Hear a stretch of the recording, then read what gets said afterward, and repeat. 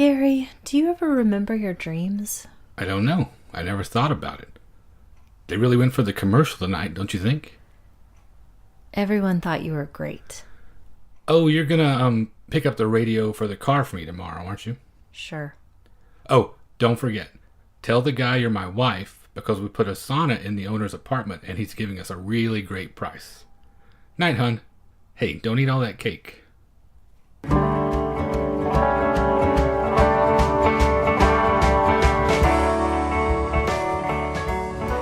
Welcome to the Magic Lantern Podcast, an ongoing informal discussion of the films we love and the things we love about them.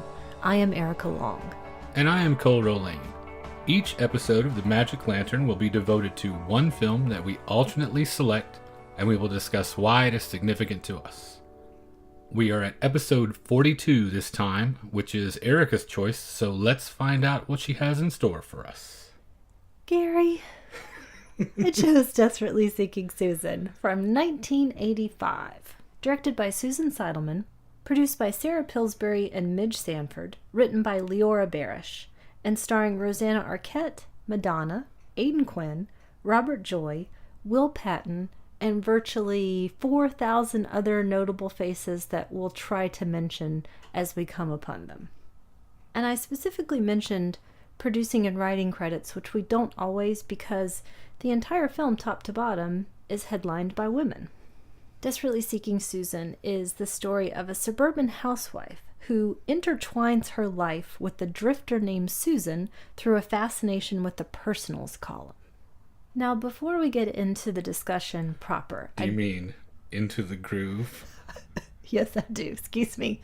I want to say that I have a cold or allergies or a little old man in an overcoat inhabiting my body or something, but my voice isn't quite there, and sometimes I'm extremely nasally until the mucus falls out of my face. So, I'll say that. Now, again, before we get into the discussion proper, I think that this might be a little bit of a polarizing episode. Polarizing may be too much of an extreme word here, but this was the first time that you had watched the film. Right.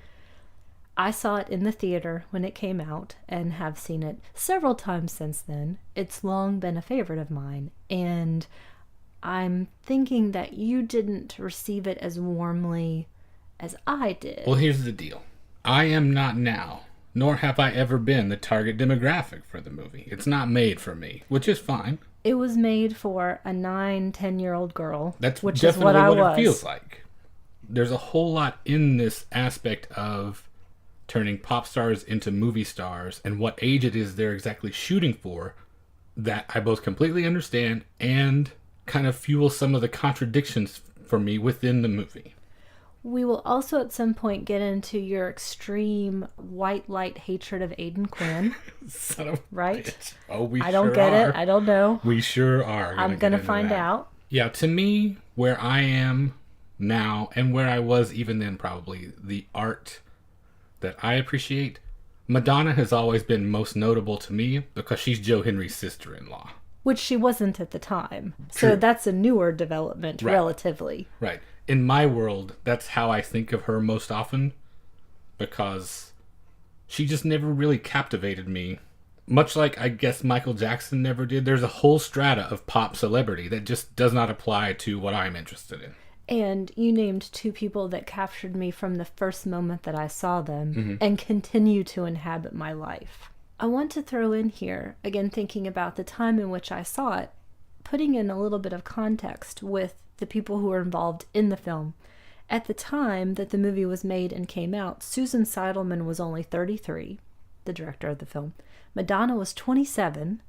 Rosanna Arquette was 26. Laurie Metcalf was 30. Interesting that you mention that because I was just thinking about relative youth and how sometimes when a specific ensemble comes together, regardless of that, they make something that's either powerful or really stands the test of time. Green Room is the example I was thinking of specifically yesterday because I was writing a piece about Anton Yelchin, and the median age of that cast was similar to this, 25, 26 maybe at the time, and Jeremy Saulnier, the director, not much older. Decidedly different vibes to the film. It is. But sometimes only the urgency of youth can capture a specific feeling that way. That makes me think about the world that this movie inhabits and also, I think, creates to a certain extent. It's representing the downtown scene in 1985, early mid-80s. If we think about what that was, because I certainly wasn't there, so I'm developing that sense of what New York was from movies like this. Woody Allen being another person that helped shape that view that I had. So in this particular downtown scene, we're talking about Lower Manhattan, which includes Greenwich Village, Soho, Chelsea, the Bowery, and we have this huge arts, culture, music scene that's very famous. If there was any way that I was going to stumble into this movie when it was released, this was the way I was going to get in. Music was much more significant in informing my ideas about what these places were like when I was a similar age to you when you first saw this. For example, we've got CBGB and Max's Kansas City, arguably two of the most famous clubs around, including Danceteria, one of the places that Madonna got her start, and we'll see it in the film as well.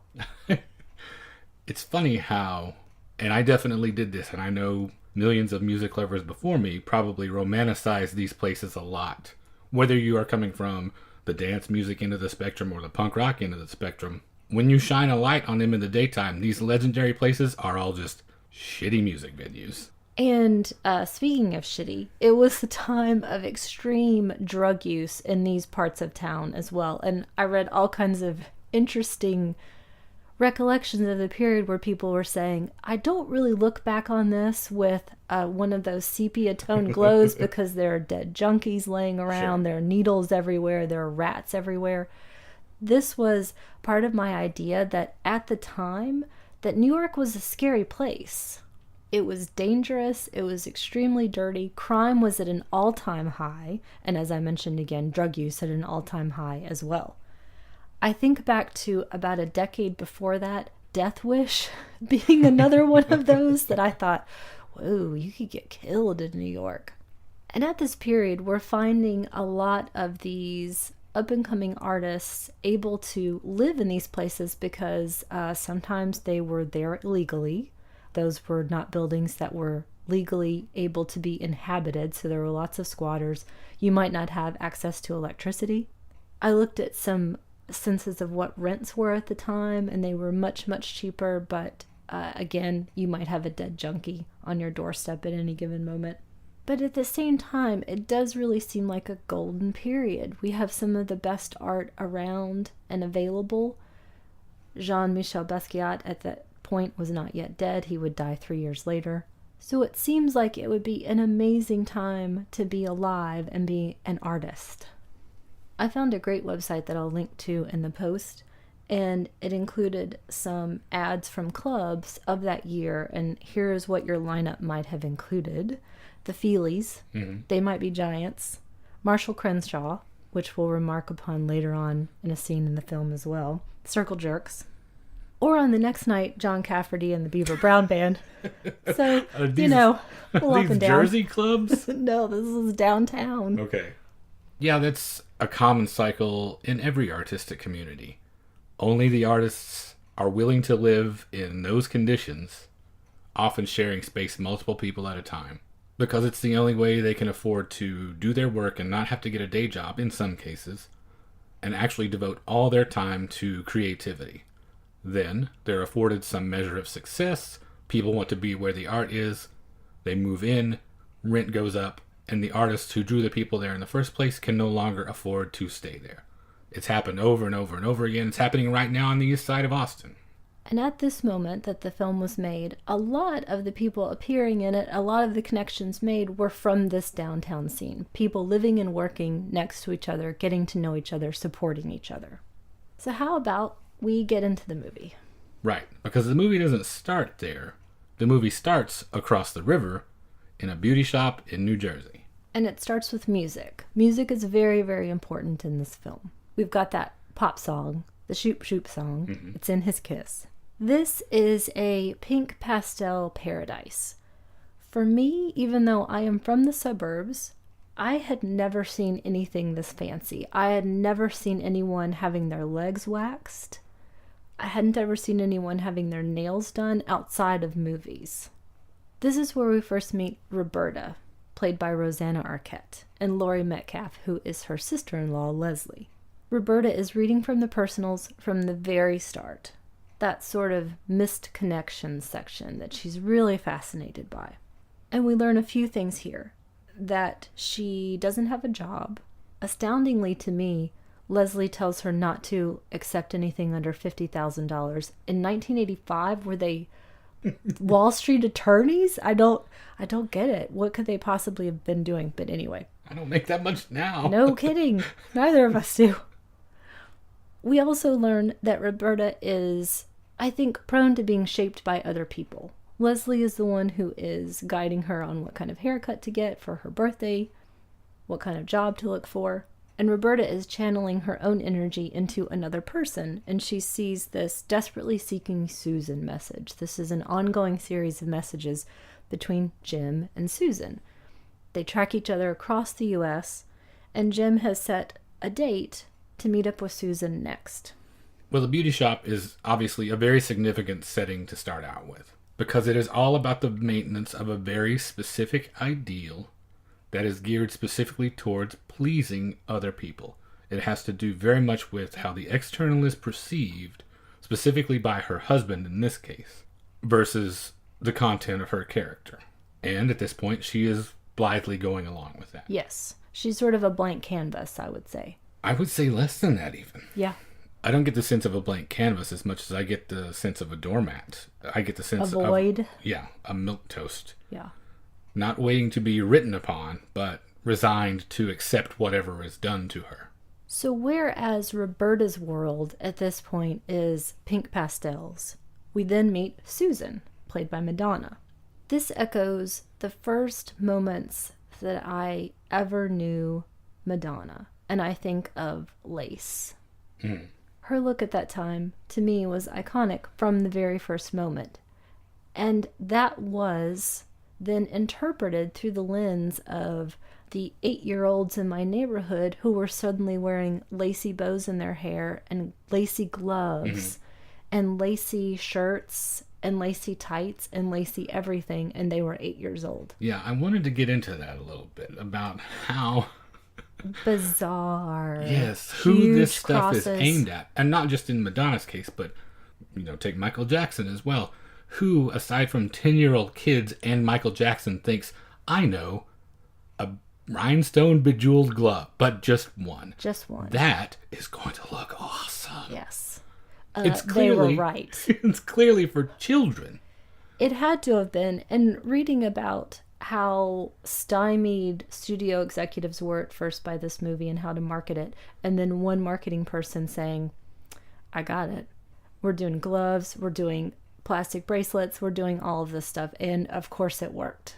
We now know. So the entire wardrobe was shifted to be adapted to Madonna's existing look. Yes.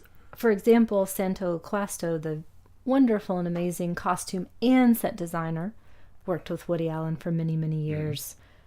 He went into Madonna's closet and specifically took items out. He also designed that great pyramid jacket, too.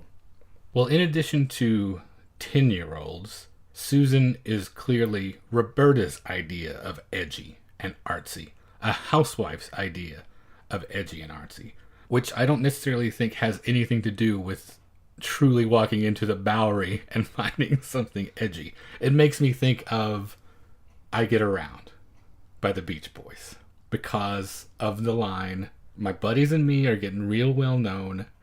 Yeah, the bad guys know us, but they leave us alone. Yeah. The Beach Boys did not know a bad guy. And if they did, they would piss their chinos. Well, Dennis maybe. Okay, Dennis, I'll give you.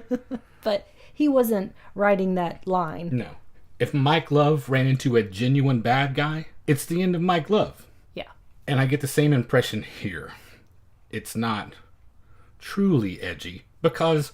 sincerely, when you are selling as many records as she has had, when you sell 90 million records, or however many it is now in total, you don't do that by being challenging. You do that by being acceptable to the largest volume of people. I don't know though. Do you remember at the time what it was like for people to gasp out loud? I did in my circle by the idea of somebody named Madonna, number one. Number two, writhing around in a wedding dress, singing like a virgin. Yes, It I was know. a big deal. You are blowing flyover country's Yes, mind. that you absolutely right. Absolutely right. You are blowing the mind of a Fort Lee housewife Yeah. whose idea that is edgy. To me, this gets enshrined. This introduction of this character, when we meet her at first and she's taking the Polaroids. It's all about herself. Narcissism on parade. Definitely. Chewing gum in the middle of the day? She I didn't even believes- know what that was. She believes her own myth, for sure. But this, to me, gets enshrined in that hallowed hall of behaviors that I think are only perpetrated upon white girls because they've seen them in the movie. Very top of that list, and we've had this discussion before, 4 friends riding along with their hands through the sunroof of the Jeep, singing whatever's on the radio. Did not happen in real life until the movies taught white girls this is what you're supposed to do. Yes. The thing specifically about this is she is supposed to be emanating this bullshit charm, this sort of invading your space, has no sense of propriety. Let me tell you, if you walk up to someone and write your phone number on a part of their body, or you stick a thing in their pocket instead of just handing it to them, you're not being a coquette, you are being a pain in the ass. In Madonna's words in talking about the character, she said she's a con artist who is conning people who don't know they've been conned, which I don't agree with wholly. Right. Though some people are clearly charmed by it. I would say, though, there are male analogs to it, and they are just as irritating. Oh, yeah, exactly. No, I'm not saying this is a gender thing. This is a non-gender specific bullshit energy equals charm thing. Absolutely. At this point in my life, I do not want someone sleeping on my couch and making long distance phone calls. No. Get out. And we're in the worst place for it. Again, this is the music thing coming out of me, but among Texas songwriters, there is a strain of them, male and female, that because they think they've slept on people's couches for 10 years and don't pay bills, that makes them a gypsy. You can get out of my face with that. Yeah, you're giving gypsies a bad name at that point. I know some Hungarians that would like to talk to you. Yes. I will still say I bought it the second I saw her on screen, and I'm still buying it Sure. today. As a 10-year-old, super cool. Super cool. Everything she had and everything she wore and every single item, which I'll mention some of them, I thought were the most exotic and beautiful and interesting things I had ever seen, which for me is now all about the amazing job of a costume and a set designer for creating a character. Mm-hmm. I also want to say, Madonna, you're gorgeous. I love you. I'm your biggest fan ever. Back to the specific scene, she's completing that idea of this drifter. She is taking things from the room. There is a naked man in the bed who doesn't speak, which I think also fulfills Roberta's idea of what edgy is. She's not trying to please him. She takes money from his wallet. She finds wrapped in cloth a pair of really interesting ornate earrings, which she takes as well, and puts them into her hat box, which I had never seen a person carry around outside of a movie from the 1950s that just had a hat in it. This is her sort of suitcase. I counter that. Okay. That's a drum case.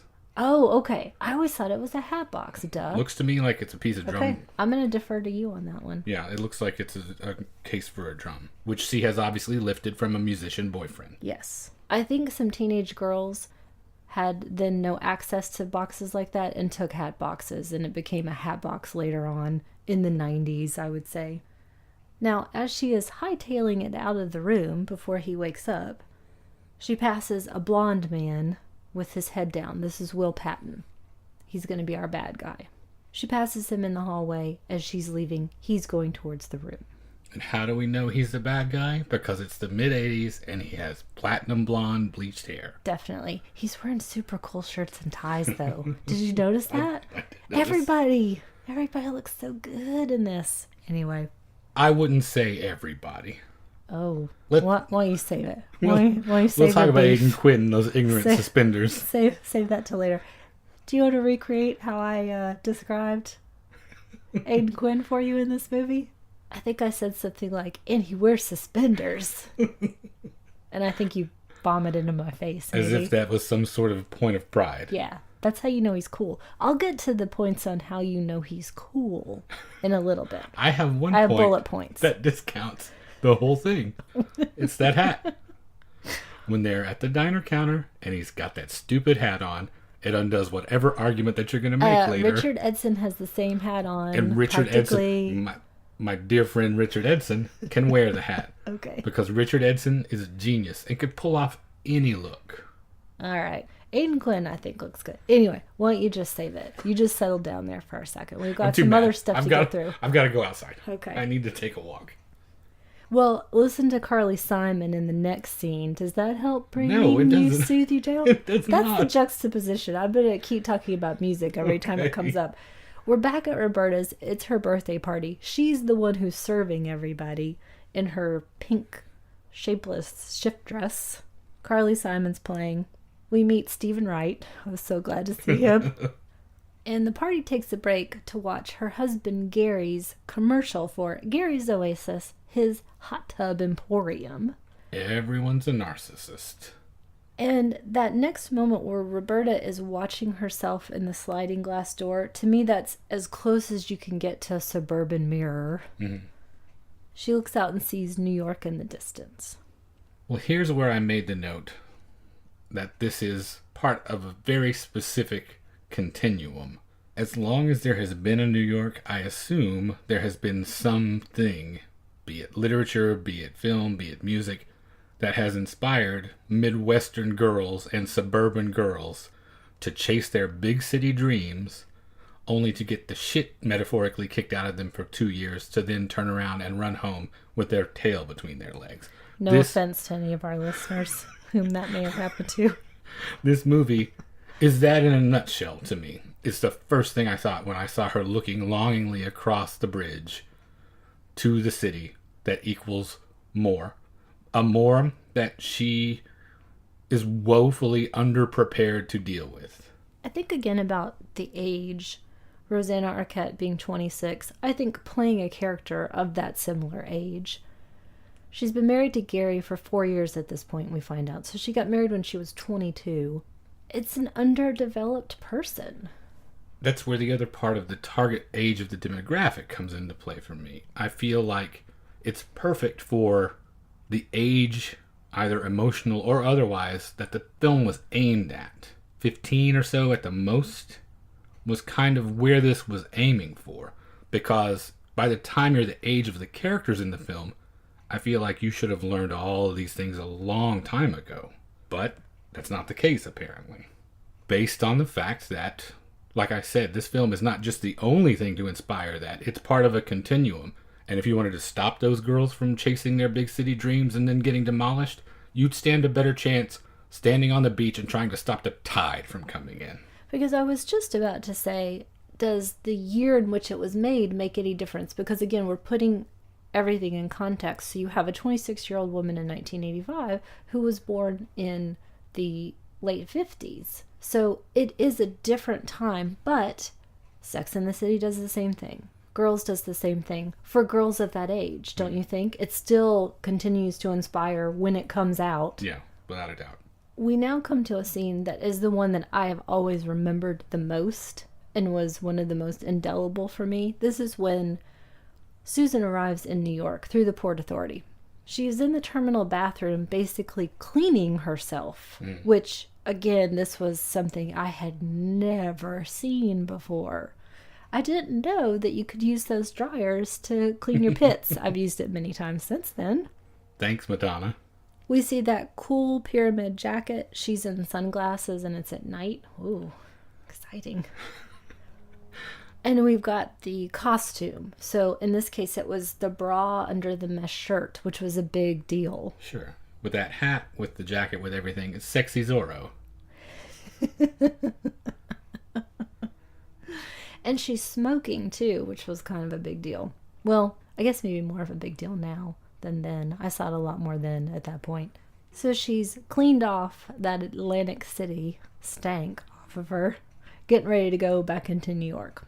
We come back to Roberta at this point. This is a little bit more of a scenes from a marriage for her. It's the scene that we reenacted, me so wonderfully. Gary, what are the clouds made of? Anyway, she's still sighing over this romantic promise of what these ads are. Gary is oblivious. He's in another world. There's no connection when I would assume there would be with young people, but this is subverting that. She has an unfulfilling marriage, is what we learn. You're right. It is odd, now that you mention it, that they are so young to have arrived at this point in their lives already. Because I was thinking specifically that it's just one of the ways that I don't necessarily connect with the film, regardless of genre, regardless of gender. This whole faded dreams and escape from dissatisfaction thing, I just don't relate. I've never painted myself into that corner, and so I do not know what it is like to be 26 years old in this case, and already basically entombed. Can you think back to childhood and specific examples in your neighborhood town of seeing people already entombed like that? I certainly can. In retrospect, yes, but at the time I didn't think so. Anyway, on that downbeat moment, we'll transition again. This is the Susan continues to get a free ride section where she goes to the Magic Club. There's a homeless guy sleeping outside. This is again another one of those things that was brand new for me. Magic Club is a big nod to Celine and Julie Go Boating, by the way, just in case for the cinephiles out there that want to follow the more obscure threads of what inspired this. That, in addition to the questions of shared identity, are the two things that those films have most in common. Inside the club, we first see Anne Magnuson is the cigarette girl. Could you think back to any other people? I was the only one who knew who Anne Magnuson was at that time, who was aware of that within your own circle. We would have been the only two people, probably. Probably. I mean, when I think about 1985, I was the only kid in my high school that knew who REM was, much less something more obscure like Anne Magnuson or Richard Hell or any of the other faces that pop up in this thing. Richard Hell was the boyfriend that she left behind in the hotel room, by the way. We'll see him again in a little bit. But it was exciting to me as a young person to start to be aware of those people that I thought of as being in this particular place and being so exotic. Susan's carrying her box and also her more low-slung boombox, which is the thing that I was referring to that I had back in the Do the Right Thing episode that we did last. I didn't have the great big one. I had a bigger, longer version, but then when that slim down came, I had one of those. The one that you could just carry in the crook of your arm. Our next sighting is John Turturro. He is the MC. This thing is full. We said that already? Chock It's full of New York / downtown people. So Susan goes back to meet up with her friend who is the magician's assistant. And she's talking about how she doesn't quite have a place yet. Here's number 450 of the items of things that I didn't know you could do. I didn't know you could live without an address. I didn't know that was a thing. I want to say again, I was 9. Yeah, we all have to be introduced to these concepts at some point. You can't just pick them up on the playground. Yeah. I didn't know any drifters at that age. Well, usually it's going to be cousins, uncles, that sort of thing. You know, now that you say it, I'm sure I did have some of those. I just wasn't allowed to talk to them, probably at the family reunions, or they were in jail. So at this point, the basic narrative story, the plot, is coming into play. Susan discovers that this guy that she left behind is now dead. Richard Edson pops up. He's the one who lets her take a newspaper out for free. The dead guy was involved in some sort of a robbery, so something else is going on here. But back to the romantic arc of the story. It's time for Jim and Susan to make their appointed date at the Battery. Roberta has come into town, parked her convertible with her husband's vanity plate. She's looking around, she spots them, she sees the skinny guy with the cool haircut and the skinny tie. This is item number 1, along with Aidan Quinn later, that directly informed what I assumed my boyfriends would look like and did for a long period of time, present company excluded. So before me, it was all backing members of Elvis Costello's attractions. It was thin lads. Thin waifs with the consumption. She sees Jim and Susan meet and kiss and get super sexy on the railing, which I was very much into. Jim is a musician. He's headed out with his band to a gig in Buffalo. This part for me was so charming, and I still smile as I watch it, as she's kissing him through the van door and running alongside with him. I think Madonna is wonderful. I'm sorry. I feel starry-eyed just even talking about how much I love her and how charming I find her. Roberta is still on Susan's tail. We now have Giancarlo Esposito selling some wares on the street. There's a moment where Roberta is starting to more slowly, fully inhabit this other persona of Susan as she buys a jacket that Susan has just bartered for some cool boots. This is another one of those things that is hard for me to find my way into, this particular scene. The power that people give to the external, that they ascribe to an object to make them feel better about themselves. The difference that a jacket can make.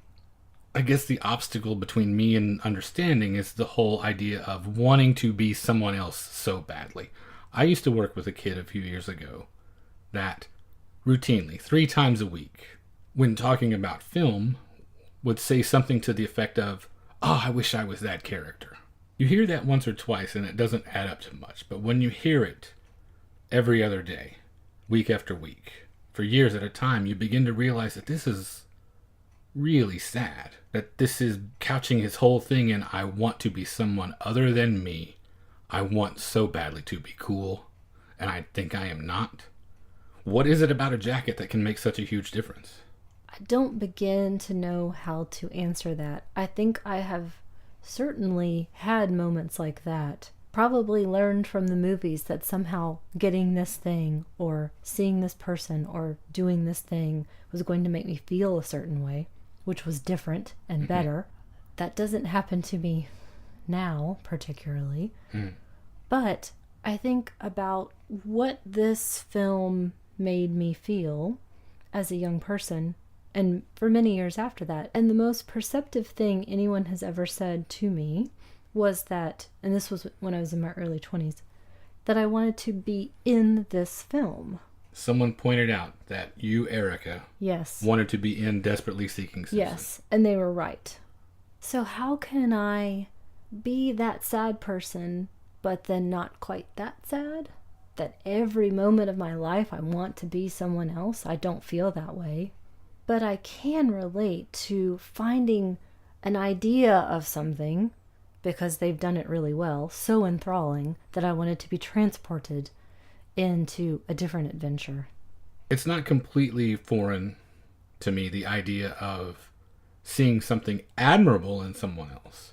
I certainly have heroes. I certainly have people that I've looked up to and thought, I admire the way they do that. I can adapt that to me, but never, oh, I wish I was that person. It's the difference between I can achieve that interesting thing that they've also done because I have something within me versus I've got to be somebody else in order to accomplish this thing.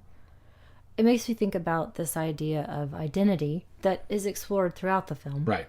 Roberta clearly has to become someone else, quite literally, to achieve what the change that she needs to achieve. And that idea of aspirational in all its different forms versus self-discovered identity, where those lines blur, where they meet, how different those things are. I don't think I'm answering your question, really, but more things to talk about. It may be an age thing again. At what point did you cross the threshold of, I want to be something else, to, I can make myself into something else? And when is it the thing that you're making yourself into a completely different person from who you genuinely are, or you're just finally letting those traits evolve and show themselves? This next scene I think is pretty interesting for that in a couple of different ways. This is when Roberta's back home, and this is the full automation and the automaton. It's the meat roasting itself automatically. It's following along to Julia Child to cook this dinner, which her husband is not going to eat. He commenting on, why would anyone get a used jacket? Are we poor? He has no concept of vintage. That for me is always really funny, that line. Again, though, this is something that you learn at what age, or when you do what? When you go to the city and experience this? Do you have to have a specific mindset? It's so hard for me to backtrack and think about when I might not have known how that worked. When I might not have known that older things are better in a lot of cases. That, just in my experience, for example, where to find particular record stores, how to chase these things down, how to buy something other than what the television and the radio sold you. How do you first learn that?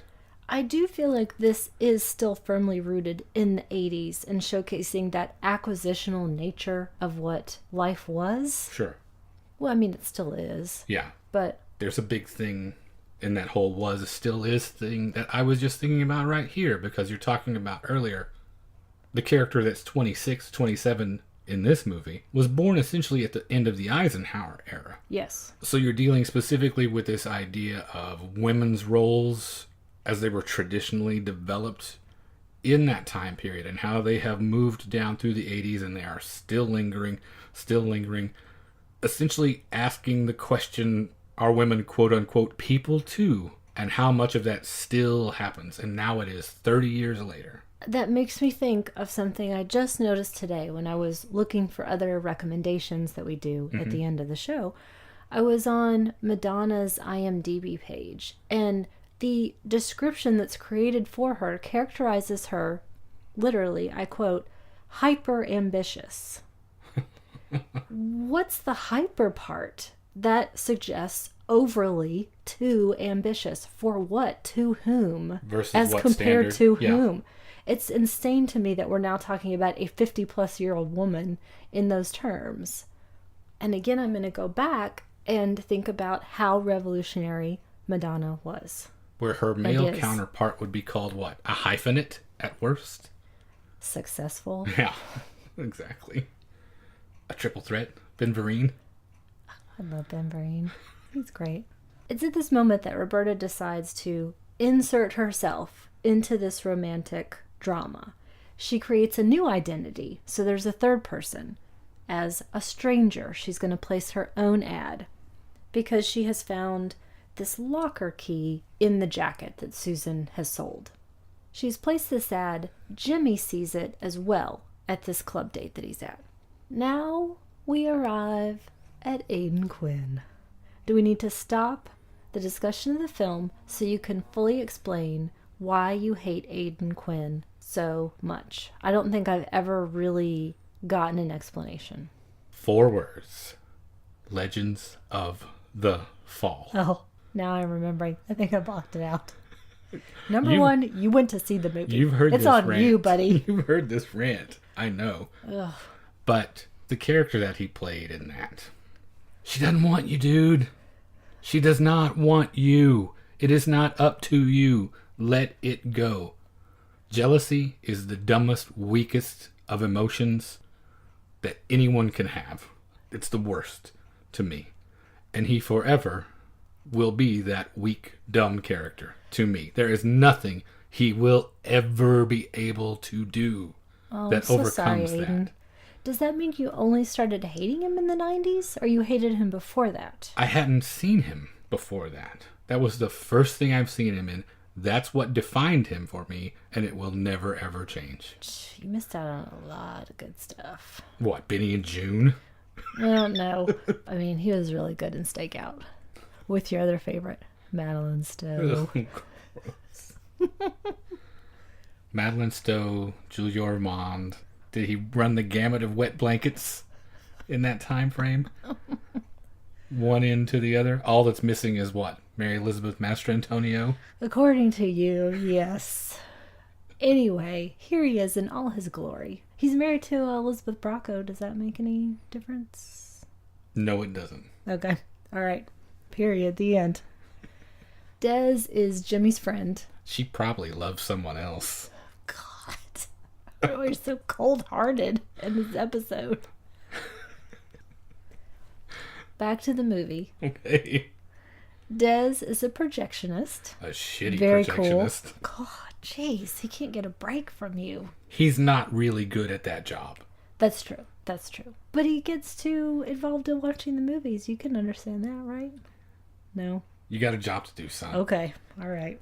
His other job in this is that he's Jimmy's friend. So Jim calls him, asks him for help to look out for Susan because he's seen this ad from a stranger.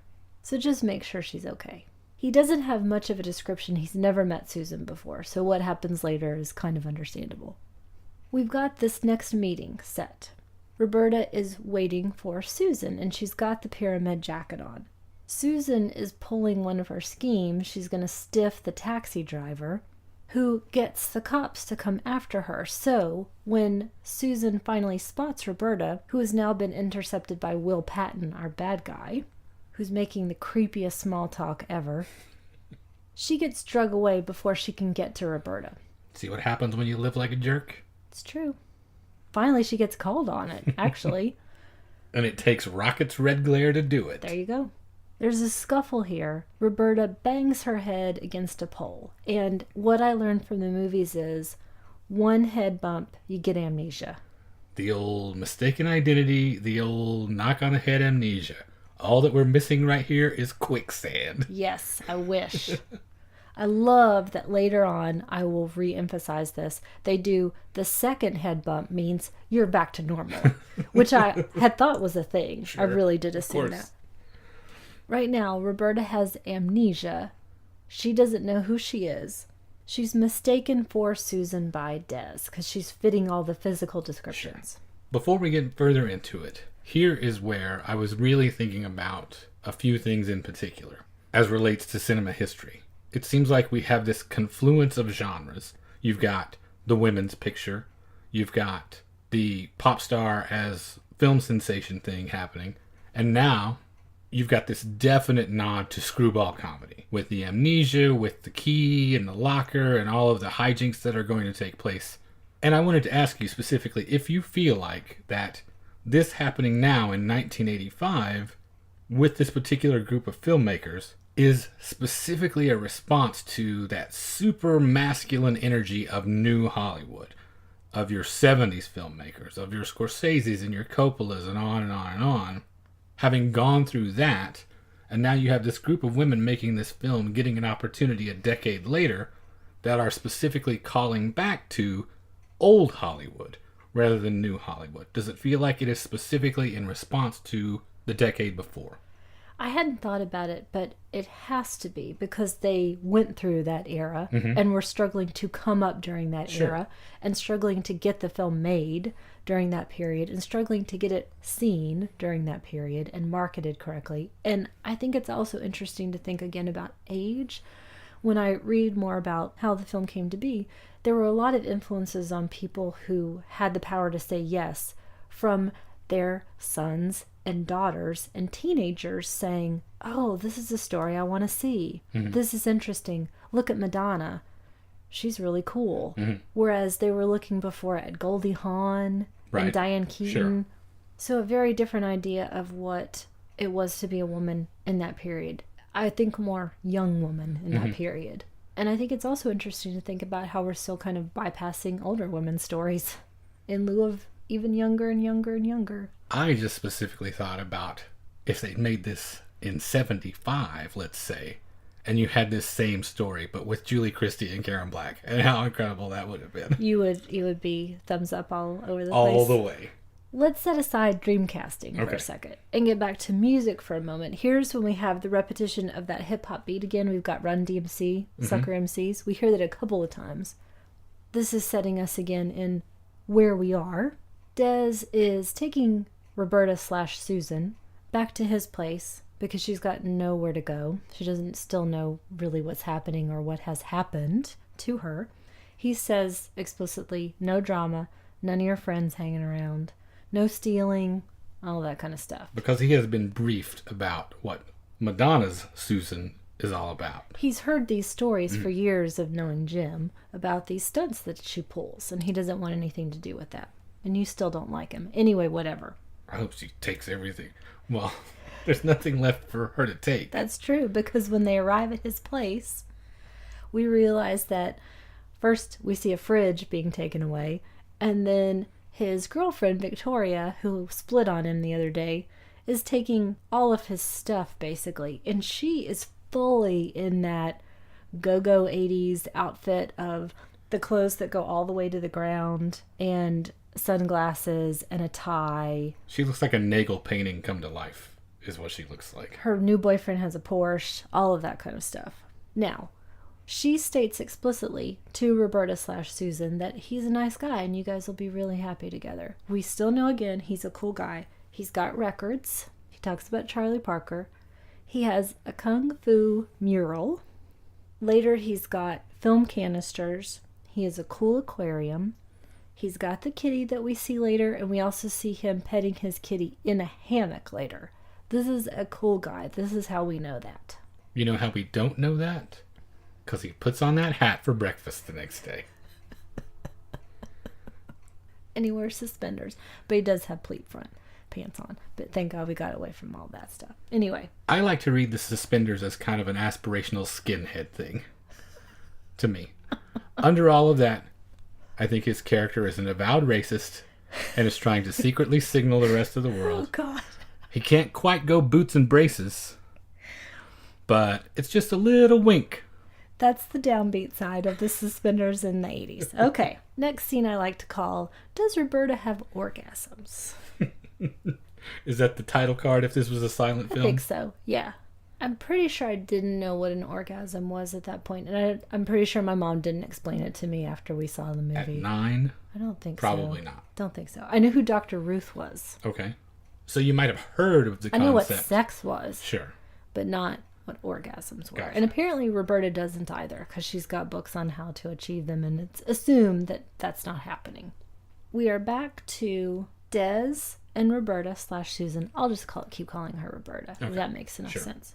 They're getting closer, trying to put the pieces together of what's happened, and the question is, with this dead guy that we learned about that Susan had left behind, Roberta doesn't know. Maybe she's even the killer. Maybe this has happened. She was a part of it. Maybe she saw what happened. They're starting to get romantically closer. At this point, one of the neighbors plays saxophone in a window, and you jokingly said, is that John Lurie playing the sax? And evidently it is. Wasn't jokingly. That I was thought his silhouette. Okay, you could tell. You spotted it. Yeah. I could not have spotted his silhouette like that. You did. And it definitely is John Lurie playing it. Roberta is taking on this persona. She's finding it interesting as she's talking about these possibilities. Maybe I am the murderer. She is the one who takes the initiative and is flirting with Des and actually kisses him pretty boldly. Though she immediately, back to sort of Roberta, starts apologizing for it. So go to sleep, still kind of sensing each other through what I think of as that older movie style, through a divider, but the 80s style of a divider. It happened one night, circa 1985. Yes. They go to breakfast. He wears the ill-fated hat that you can't stand. You eat that thing. You just throw that in the deep fryer while you're there. Marshall Crenshaw playing in the diner. None of the patrons of that diner looked to me like they knew who Marshall Crenshaw was. Probably but not. I'm never going to turn down a chance to listen to Marshall Crenshaw. Roberta, as Susan, actually gets them tossed out of this diner because they recognize Susan from other scams that she's pulled and not paying. So they get literally tossed out on their behinds. We're going to start moving a little bit more quickly through plot stuff because it's just making the connections at this point. Yeah, it's just doing the zany screwball things. Yes. To get us toward the point where Roberta is making a decision about her life. Susan is the person who is starting to put these things together, figuring out what's happened. Roberta is missing from her life, and Gary, as her family, is trying to track her down.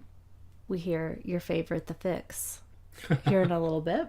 I do like throughout this entire second half of the film how much you see Roberta in green. You mentioned the set design and all of the great costuming. Throughout this second half of the movie, when she is experiencing this rebirth, She starts in that green dress when they wake up to go to breakfast, and throughout the finale of the film, she is bathed in green light. So much green light used in the set design. Where for her, it's rebirth, whereas for Susan, I think it's much more a connotation of money. But it's interesting to see those two things playing against each other with the same device throughout.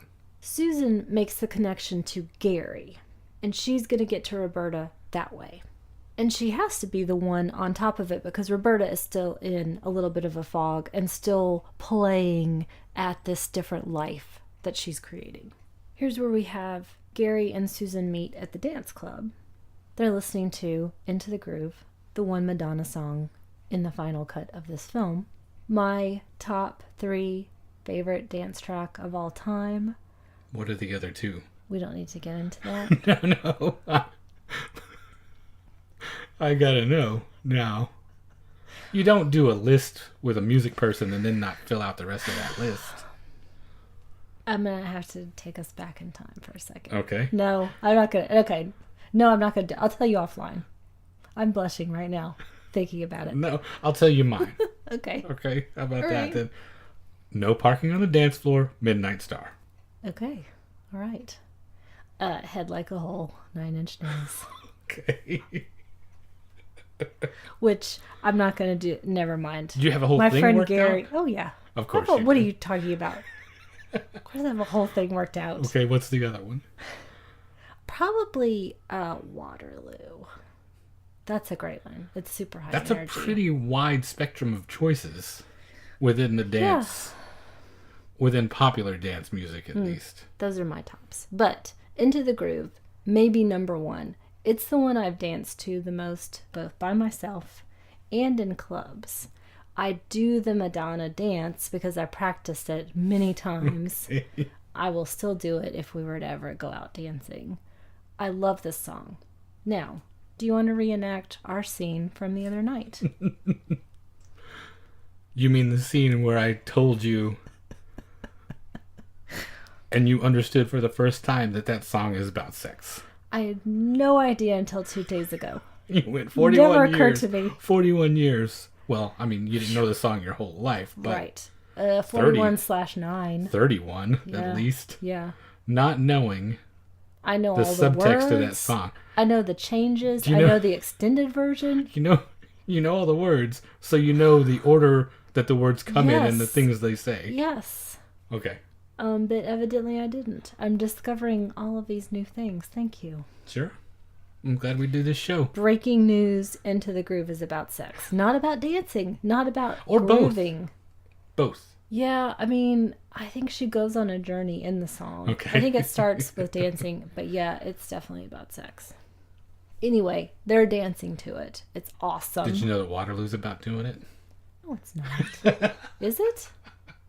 Oh, God, now I've got to... Google it. Wow. I did make, when I do my routine to Head Like a Hole, I do make that about sex. Okay. I'm making my friend Gary really uncomfortable if he's listening to it right now, because he would not get anywhere near me during that. It's a great club. You've got mods and new wavers and goths and punks and dragsters and all kinds of different people. Do you? I thought so. Right. Exactly. Much like the rest of the film. It's a child's idea or a Fort Lee suburban housewife's idea of what those things look like. And in addition to the quicksand, amnesia, knock on the head, mistaken identity thing, you also now have the uptight square Yes. with the cool people. You do. I disagree with you slightly because I think that doesn't give enough credit to Susan Seidelman and Madonna even and the club itself. But What, the It's danceteria debatable. was more of a... those people seem like they could be really there. It's a small point though. Sure. Here's the thing. Okay. I know that every time I've seen something like CBGB, even in that terrible movie about it, portrayed on screen, it just doesn't come close. If you're not standing up front against the stage, for instance, watching, who would it be these days? Easy Action or a band like that, and you are not constantly turning around to make sure you're not getting stabbed, if you don't have that feeling, then it is not accurate. Okay. But Danceteria with the 4 floors and the DJs for 12 hours and all that stuff. Sure, you're right. Danceteria was probably about nothing but fun time, good times. Okay. Just as illogically planned, we now have the second bump on the head. Mm-hmm. Roberta has gotten a job at the Magic Club as the magician's assistant. Will Patton, the bad guy, is still on her trail. He manages to grab her, knocks her around. She has that second bump on the head, which brings her back to realizing, oh, she's Roberta. Now, while Susan has then inserted herself in the Glass household, taking full advantage, Roberta gets back in touch with Des to help her get out of jail. She's trying to explain, I'm not who you think I am. He gets super turned on when she starts crying, as often happens in the movies, but not in real life. I don't know. Some people might be into that. Okay. There's a particular scene, for instance, in Legend of Hell House, when Gail Honeycutt turns and looks at the screen and she has been crying, and her eyes are red and her face is just a mask of tears, that she is hot as shit in that movie. Until she shows her terrible dental work. Specifically, though, because she is crying. It's the crying part that's alluring in that scene. Huh. It seems like. Okay. It doesn't affect me that way all the time, but in that particular thing, that instance is extremely attractive. And I guess it might be just in general, if you're talking about people that do respond to it, a vulnerability thing that they find very exciting. I think he's responding to her vulnerability and that she's maybe a little damaged. Mm-hmm. And they start doing it on the floor, which I was super into. And later when we see his half side outline, I was super into that. His bony hip sticking out from underneath the sheet. Yes. Yes. Yeah, real sexy. Not that I'm body shaming. I am specifically Aidan Quinn shaming. Okay. In this next one, we've got Madonna swimming in boxer shorts. And I did not know that was a thing either. That was not. Super cool. It's not. I've done it. Now you have. Because I saw it in the movies. That's right. Look, after this, we'll go out, we'll open the sunroof, we'll stick our arms through it and whoop, and we'll sing Life is a Highway, and you can check all this stuff off of your bucket list. Life is a highway. Or Waterloo. I do like that scene, though, specifically because you can link it directly to the scene when Roberta, early on in the film, slides into the bathtub, and then Susan emerges from the pool. You've got a nice little link there. There are several of those that happen that I really enjoy. This is really important at this point because Roberta is fully confessing that she is a housewife. She has a husband. She is not Susan. He doesn't believe her or know what to make of her. He thinks it's just maybe another con, which at this point he's fully charmed by and totally into her. But she is saying, this is who I am, Right. for what that's worth. She still doesn't quite know what that encompasses, but she's being honest. I think it's worth a lot here because she does not cross that line. She does not go to bed with him until it occurs that she has her identity restored.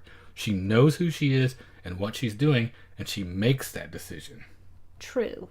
And now Susan has put all of these pieces together. She's figured out what the bad guy is after, that he was the partner of the dead guy, that he killed the dead guy, and that they've all got to get together. So another ad is placed.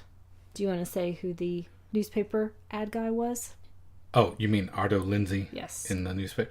Yeah, again, just cameo after cameo.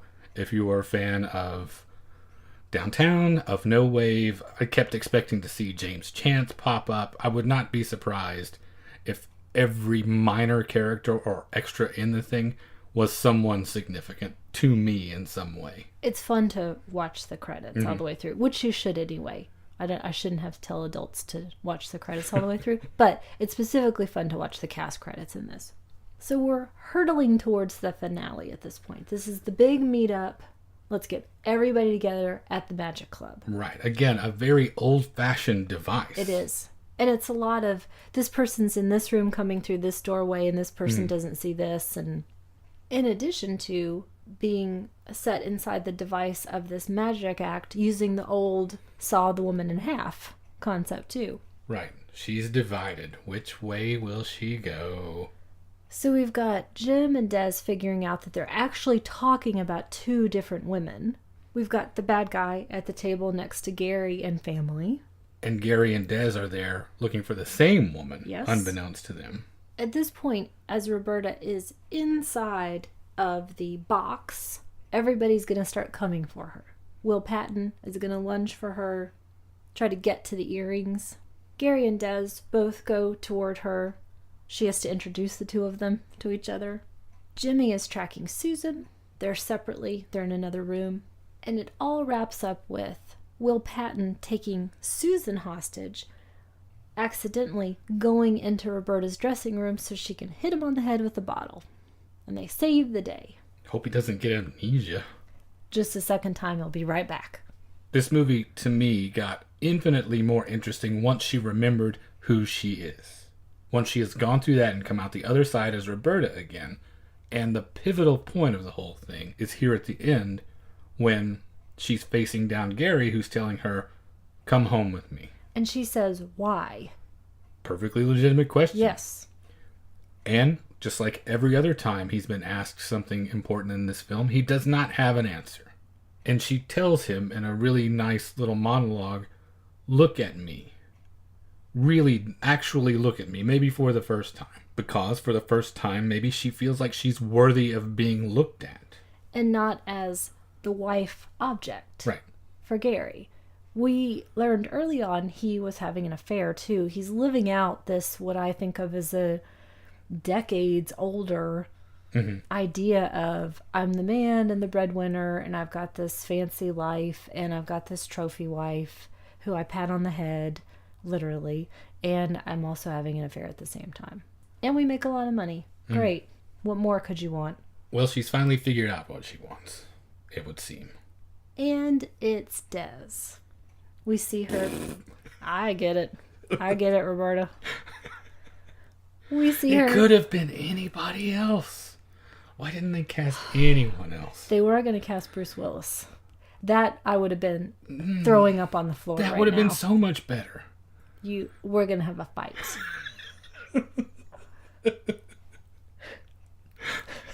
I'm going to punch you in the face. Have you never seen Moonlighting? I have. And actually, the story goes, he thanked Susan Seidelman for not giving him this part because that's when he got cast in Moonlighting. I would have rather seen Eddie Deason.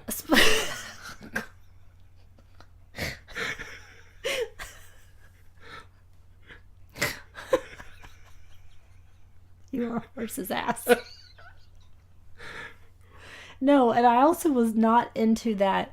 I'm losing my hair, but I'm going to pretend like I'm not, and also wear hats to cover it, and drink Seagram's golden wine coolers and sing a song about it. I wasn't particularly into it then either.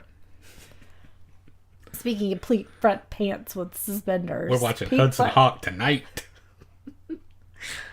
Anyway, sorry, Bruce Willis.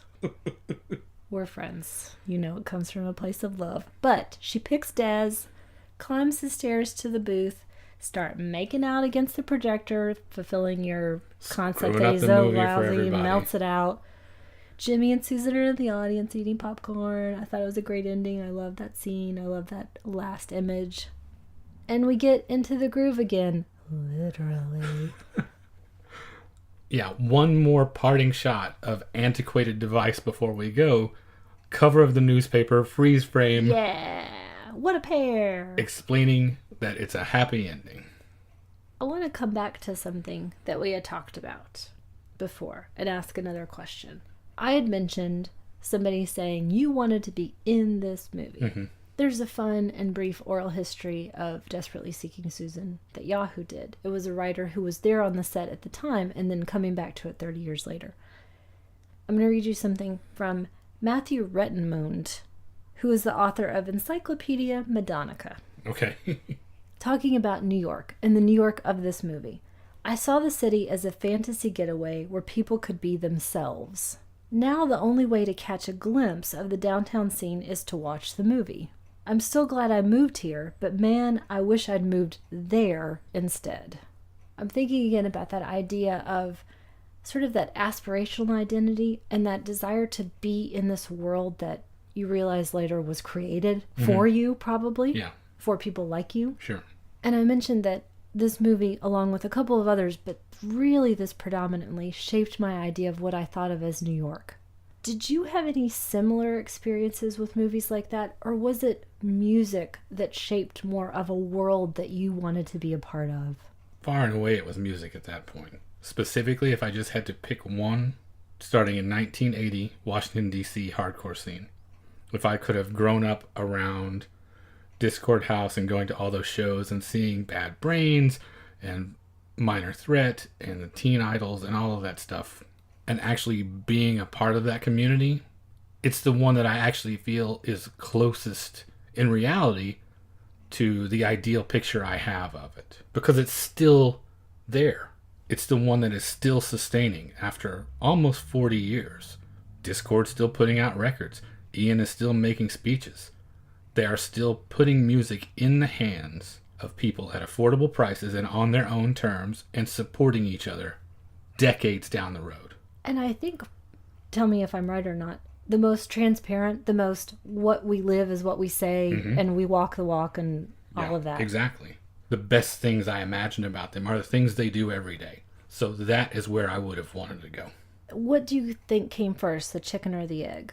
That idea that you saw taking place, making you want to become a person who adopts those ideals, or you already had those ideals and that was the formation or the living example of continuing to do that. I don't think I'm phrasing that very I know well. what you mean, though. And I think I had those ideals first, but I saw in this example that you can put yours together with someone else's and make a much bigger, lasting thing. There are a bunch of other scenes that I was really excited about. Athens in the early 80s, Minneapolis in the early 80s, but if I just had to pick one that actually fits who I am and I could have given to and gotten back from equally, DC all the way. If you were going to pin me down to a movie, though, I would stick with the same year and just say Pee-wee's Big Adventure. Yeah. I live in that world all the time. But since we're Agreed. talking about music, do you feel like this movie gets made without Madonna? Or does it just stay in development hell forever and there's not enough star power or pop icon status to push it over that hump finally? Because if they couldn't get it made with Goldie Hawn or Diane Keaton, what does it take? Well, it was definitely an on-the-cusp movie. When they were making it, she had Lucky Star and Borderline out, which were gigantic, I mean, to me. Sure.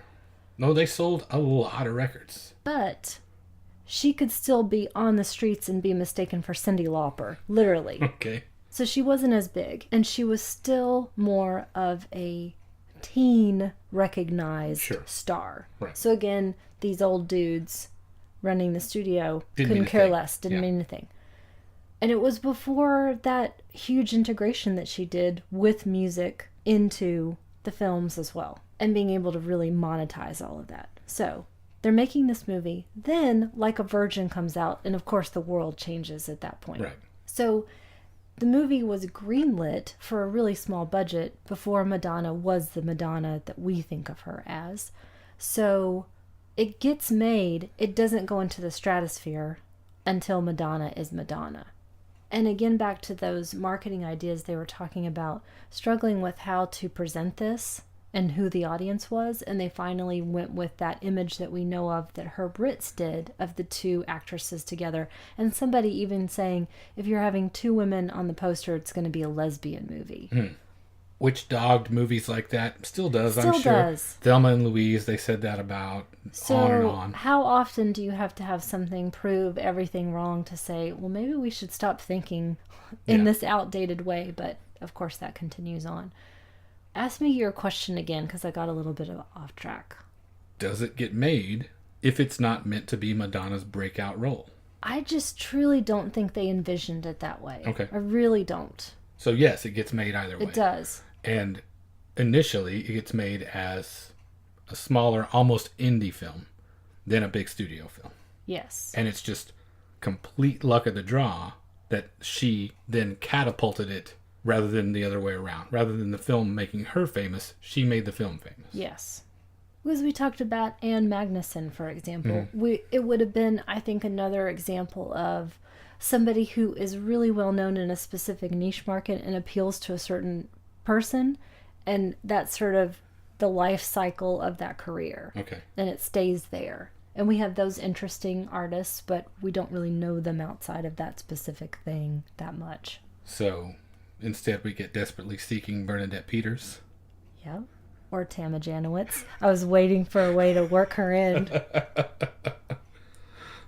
Well, how do you feel about your choice for this episode now that we have watched it again after all this time and gone through all this and showing it to me for the first time and hearing what I have to say about it? Does that change anything about your perception of it? To me, it's actually grown in my estimation. Taking this opportunity to look more closely at it makes me, as always, think about those elements that I didn't really notice the first time that are so much more interesting now, specifically costume and set design, and how that shaped my idea of characters that I couldn't have really articulated when I was 9 and are fun for me to look at now. I will never turn down the chance to watch a screwball comedy either, really. They are often fun for me. And I don't want to keep this in the realm of nostalgia. I don't want to say I like it because I liked it then. I liked it then and I still like it now. You think it succeeds as a screwball comedy? I laugh. Okay. Does that answer that? Yeah. It's got the 2-bump amnesia. Yeah, maybe not. I do, though, after having said that about not rooting things in nostalgia, I still find myself smiling when she is smiling and finding the romantic things fun. So maybe I'm just consistently immature. Or maybe they're universal. Because not having seen it before, the parts of it that I did respond to were very much rooted in feeling for Roberta. And watching those things like you talk about, watching the changes in her face and seeing her stand up on her feet and declare herself, rooting for her in a sense. And even if I wasn't a big fan of all of the rest of it, there's still something in her humanity that I think transcends whatever faults I might find with it. And I think there's something to be said for watching a really fascinating time capsule of a period we will never see again. You know I like that. And that was inhabited by fascinating people who did great things. And I want to, though, say I want to give credit to Susan Seidelman. This was her vision. This is what she made happen. She wasn't just some hack that walked in and it just miraculously came together based on people's charisma. That was not the case. She had a strong vision and brought it to bear.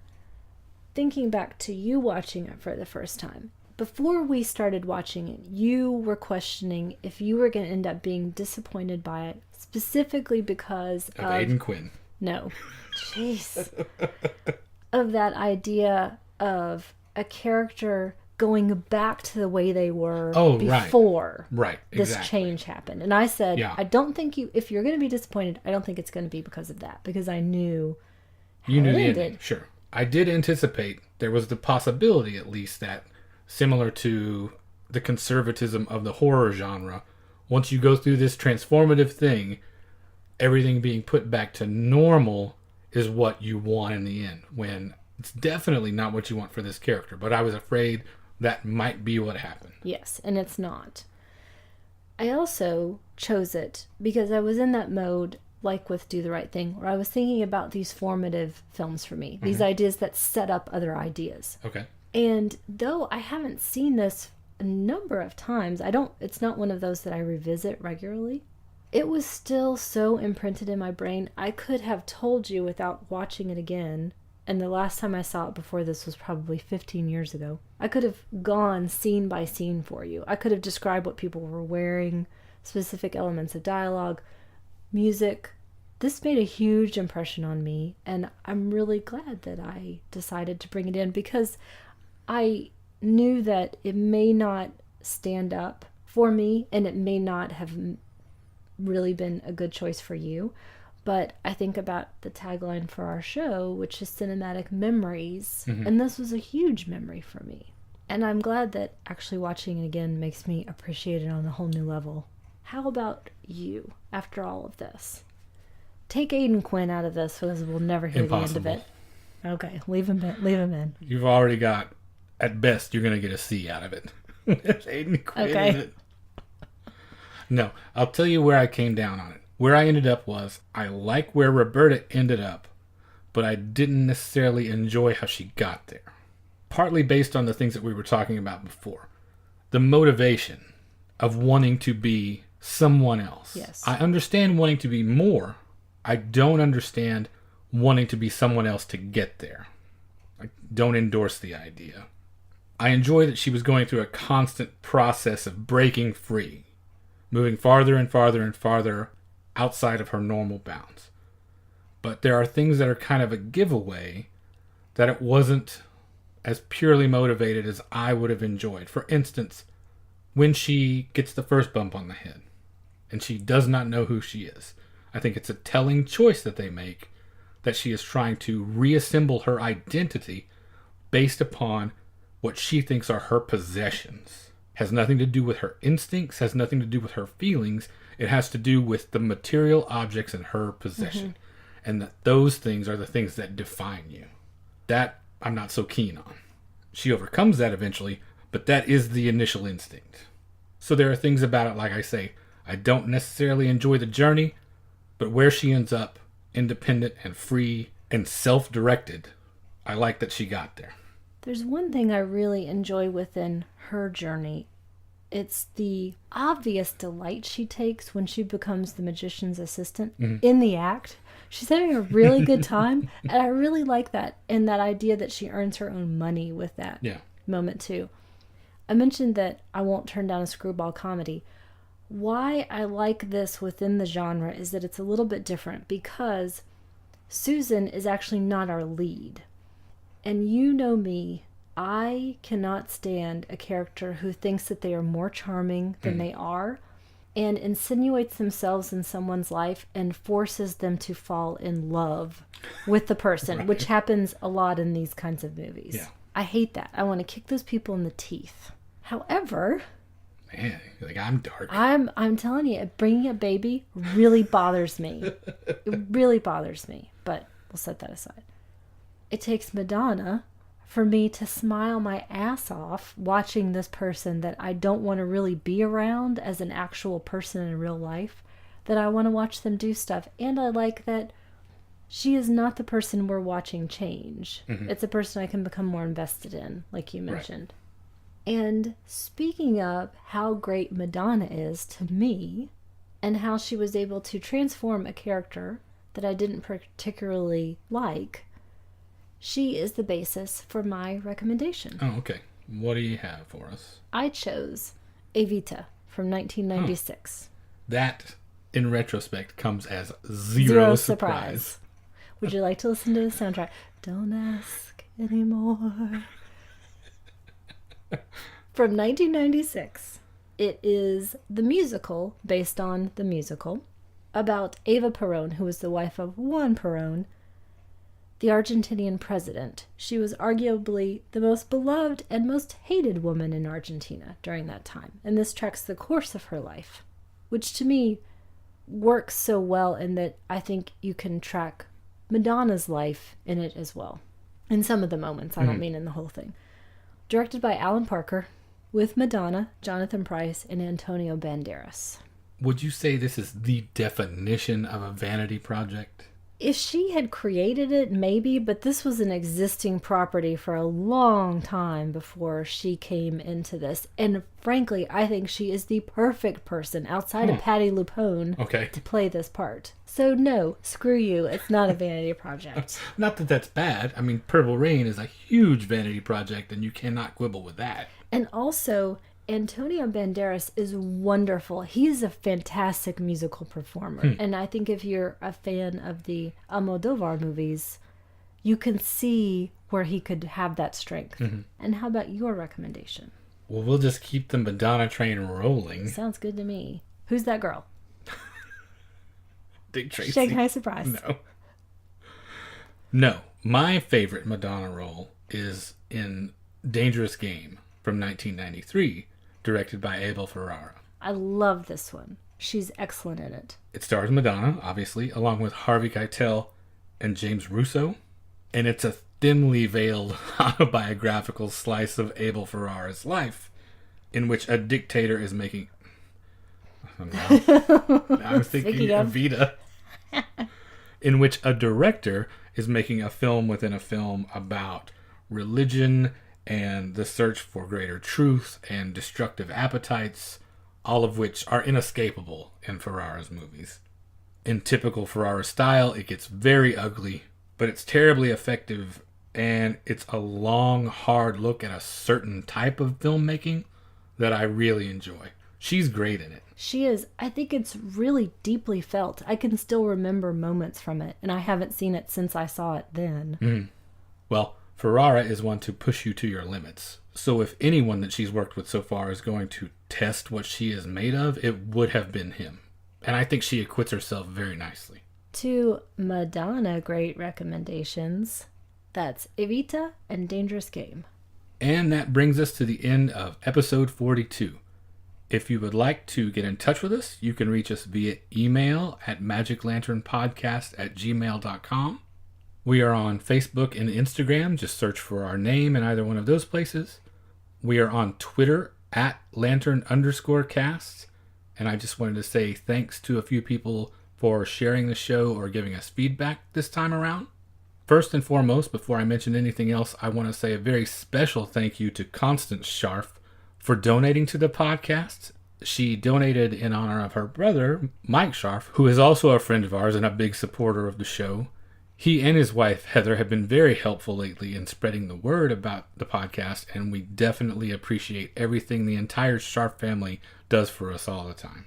In addition to the Scharfs, I wanted to say thanks to Jesse Dampolo, Travis Trudell, who sent us a really nice email this week, Eric Parkinson over at the podcast This Must Be the Place, Jeff Duncanson, the fine gentleman at Fuds on Film, Tim Lego, Doug McCambridge over at Good Times Great Movies, who coincidentally has done shows about the films we've covered in our last 2 episodes. So if you want to hear another take on Do the Right Thing or Desperately Seeking Susan, go check out Doug's podcast. Doug, I swear we were not trying to copy you.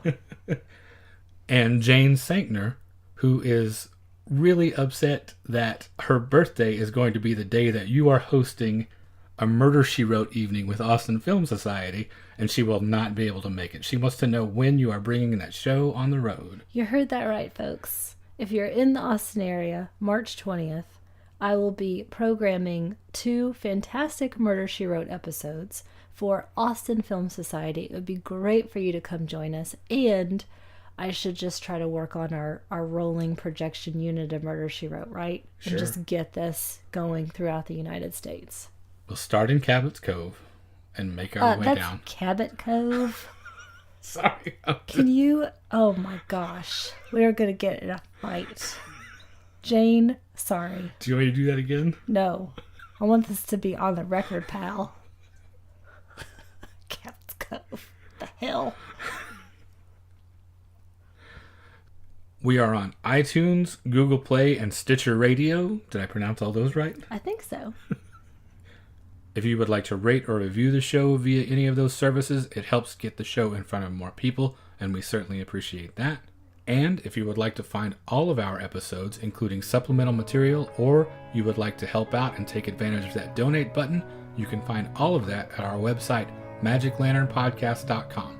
And thank you for listening to the Magic Lantern Podcast.